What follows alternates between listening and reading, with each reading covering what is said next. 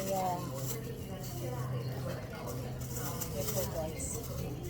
Mag-gumpit muna tayo bago natin.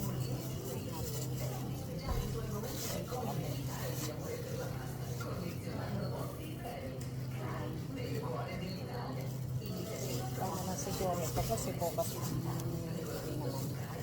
Hindi na kailangan. Ay, kukuha pala ako ng tuna.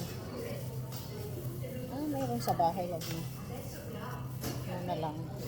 Ito na lang kasi para bukas. Yan guys. Timbang natin. Kasi tinitimbang ko ito. Anong number ng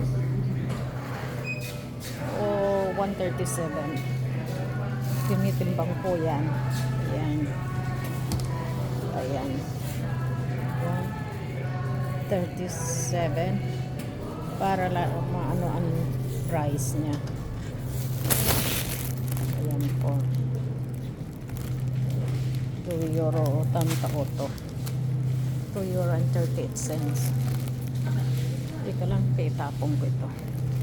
Nag-1 tanggalin ko na yung 1 Ayan. Okay guys. Pag ano na lang. Ayan. Magkano ito mahal?